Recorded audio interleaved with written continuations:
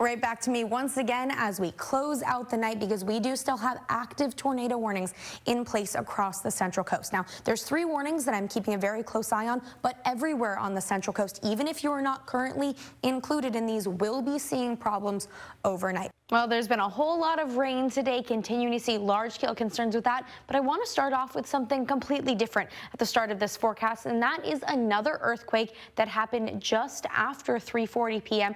just towards the west of Templeton. Now, this is really close to the same area where we've seen all those other earthquakes recently. Those parcels of superheated air head up in the atmosphere, and once they reach the condensation level, they become cloud cover, clouds mixed in with that smoke, and that's actually what we're seeing. That's that plume. They are these cumulus clouds, those pyrocumulus clouds, that first part, indicating that they're from the fire. Also, that they're mixed in with a lot more of that smoke. Here's what that all distills down to. There is an atmospheric river event that's going to hit much farther up to the north of us, but we'll be seeing rain associated with that Wednesday through Saturday. Model disagreement is very high on this, but my forecast about 1/2 inch to 1.5 inches over those set of days. Yesterday, we saw a little bit of an appetizer of this storm. Today, that main front is pushing through the region. A particularly dangerous situation is starting to form along our south coast, where they've been kind of bombarded by rain over the last couple of days, and another section of the storm is already there right now and is causing some further concerns. We have the potential of several more inches of rain along the south coast, about 1 inch more rain expected in the San Luis Obispo County area. Lots more snow expected as well. We could see upwards of 5 inches of snow in the Coyama Valley, more in those highest elevations. As you head out the door this Monday morning, there is a lot of dense fog across much of the region. Looking outside over San Luis Obispo, I know it doesn't look like there's anything on this camera, but we just have a lot of fog this morning. We've been talking about the solar eclipse for a couple of days, and here's what's going to be happening. We're going to be seeing that sun and the moon align just right, and it's going to produce a shadow on Earth, and that's what we know as an eclipse. But unlike many other eclipses where it will be completely covered, this is an annual solar eclipse, so it's going to cover the sun, but not entirely. This is what we call a ring of fire eclipse. This will be closer to what people see during that path of totality, which we are not in here on the Central Coast. We're going to continue to watch the storm system really march across the region pretty quickly, and the good thing is, as it gets away from the coast, it's getting a lot of its energy right now from out here in the coastal areas. As it gets a little bit farther inland, it's going to lose a lot of that immediate energy, so hopefully it's going to be decreasing slightly. Just because it's decreasing does not mean it's no longer going to be a tornado warning. We're in the last few minutes of this warning. Tornado warnings, for those who haven't dealt with these before, are issued for very short amounts of time. And there's a ton of people. One of the things we were talking about is that it's an all ages event. There's something for everyone. What is your favorite part of the Beaver Festival? Oh gosh, it's hard to say. Temps into the 60s. 64 degrees in Paso Robles, 63 in San Luis Obispo, 65 in both Santa Maria and Lompoc, 64 degrees in Santa Barbara for today. Typically, on a normal day, this parking lot would be filled with our news vehicles, filled with lots of employee cars, but right now it is empty for a very important reason. That is because our Be a Hero blood drive is happening today. Things are looking fantastic out here this morning. A little bit of cloud cover, definitely a cloudy start to the morning, but thankfully nice and clear. No major areas of dense fog to kick off the day, and we're just going to be getting better and better through the next couple of days. Tons of donations here, not only just with all these toys, but also we have food donations for the San Luis Obispo County Food Bank. Got tons of those here as well. We also have Garrett Olson from the food bank here collecting donations all the way through 7 p.m. tonight. So we're going to be here having a fantastic time at the 5 Cities Fire Authority, and just a little bit later on in this hour, got another big donation that's going to be made. I've got full details on that coming up in just a couple of minutes. Meteorologist Vivian Rennie now for a look at our forecast across the nation. How are people across the country feeling today? We're looking actually pretty good nationwide, especially on the East Coast. It's feeling a little bit more like fall, pretty much the opposite side of the coin of what we're seeing here on the West Coast, because as you look at the national watches and warnings map, for the first time in a while, we are the story. Now, extreme heat is what we're seeing across the entirety of the West Coast. You can see lots of those watches, warnings, advisories, and all of those concerns all the way from up in Washington down through Southern California, because we've got this big ridge of high pressure that is keeping all of this heat in place. And you can see pretty active with those watches, warnings, and advisories here on the Central Coast. Here's a little bit of a closer look at that. bit complicated out there, but you can see pretty much every single one of our communities is impacted by this extreme heat. It's not just for those interiors, so we're keeping a close eye on all of our communities. Let's break this out and I'll let you know what each one of these advisories, watches, and warnings means. Starting off with those that are exclusively because of the heat. Now we have an excessive heat warning that is for the interiors of both San Luis Obispo and Santa Barbara counties. Temperatures up to 110 degrees today expected in those areas. That's where the worst of this is going to be felt, and that has been extended. It was just through Friday, now it's through Saturday, so extended slightly farther for those interior valley communities for today. But we also have this excessive heat advisory. Now those are temperatures still up to 100 degrees. That does include areas like San Luis Obispo, which will be getting up to about 100 degrees for today. That is still just through Friday because we will be seeing more of those onshore winds, a little bit more dense fog over the next few mornings. That's going to be kind of our saving grace, but it's going to be a while before that gets here. So several heat alerts in place for our communities, but we also have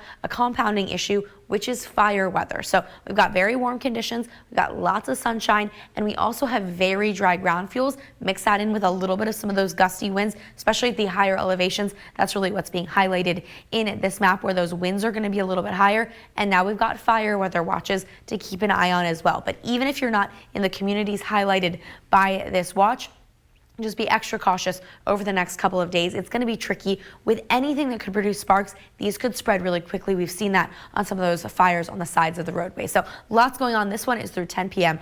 on Saturday as well. So lots going on with watches, warnings, and advisories. But here's a look at those temperatures. 109 in Paso Robles for today, 100 in San Luis Obispo, especially if you don't have air conditioning. That's going to be feeling really tricky. 93 in Santa Maria, 94 in Lompoc, and 85 degrees in Santa Barbara for today, even into the 80s along our coastal regions and at those beaches. Cayucas at 80 today, 109 in San Miguel, 93 degrees today in Avila Beach. It's going to be a hot one by those beaches. Guadalupe at 86, 106 in Shandon, 83 in Pismo Beach. Goleta at 90, 107 in Solvang, and 102 in the Coyama Valley. We'll be seeing the worst of it today, then cooling down through the forecast, still dangerously hot until the weekend. Then we'll be right around normal for this time of the year into the extended forecast. Just be sure to be very much weather aware for today. For more than 100 years, oysters have been farmed in Morro Bay, but now the impacts of our changing climate may put that multi-million-dollar industry in jeopardy. I'm meteorologist Vivian Rennie in Morro Bay by the oyster farms, and I talked with some of the producers on the challenges that they now face. This really healthy, beautiful bay, it's kind of this unique place where unique oysters are coming out. Beneath the waves in Morro Bay, nearly 5 million oysters are growing. On shore, the hands of shuckers work quickly to keep up. I want to say about 800 dozen a week here, and it varies quite a bit depending on demand. But there is a looming threat. Changing climate conditions are putting aquaculture at risk. Temperature, pH being the big one, like ocean acidification. These are all things that we're very aware of. Just inland at Cal Poly, researchers at the Center for Coastal and Marine Science are on the case. I visited Emily Bachman's research lab to learn more. Unfortunately, we have a really robust documentation of seawater pH decreasing with time, and this is associated with the rise in atmospheric CO2. Picture it like this. With more CO2 in our air, more of it hits the water, where it dissolves and creates an acid. That lowers the pH. So this idea that seawater pH is decreasing with time, and the idea that low pH creates an environment that may be harder for oysters to grow their shells. The start of an oyster's life is the most vulnerable. Ocean acidification has made it harder for hatcheries because it's at that point when the babies are really, really babies that they have trouble forming their shells. At the floating upwelling system, or FLEPSI, oyster seeds grow from just millimeters to the size of a quarter before they're put into the bay. The good news for these farmers: We have really strong shells here. That's one of the, I guess, advantages of our water here. It's not something we deal with too much with brittle shells, so they generally tend to do pretty well. Water coming into the bay from Choro Creek carries compounds that neutralize the acid. Fortunately, what they've seen, at least here, is it seems like the creek influx is buffering the bay a little bit. It adds different carbonate, helping prevent that acidification from taking place. Despite limited losses in Morro Bay, hatcheries across the West Coast are struggling. I did hear of a hatchery having a big problem with it in Oregon, near where I'm from originally. While the impacts aren't being felt here just yet, widespread acidification is expected within the next century. According to the Environmental Protection Agency, the ocean is the most acidic it has ever been in the last 2 million years. We're definitely going to see lower pH in Morro Bay in the future. You know, when we think in the terms of decades of scale time, pH will be lower. And so that's something that the farms are going to have to contend with. From my perspective is that Morro Bay Oyster Company and Grassy Bar Oyster Company are adapting and finding really positive ways to move forward. They are investing time and money into the market of the native Olympia oyster and putting pH-lowering seagrasses on the farms.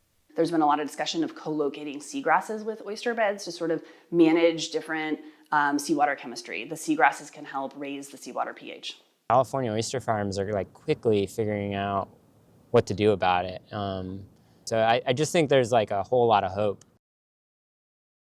Researchers are continuing to monitor the bay for signs of our changing climate. For much more information on this story and the research behind it, you can visit this story on KSBY.com. In Morro Bay, Vivian Rennie, KSBY News.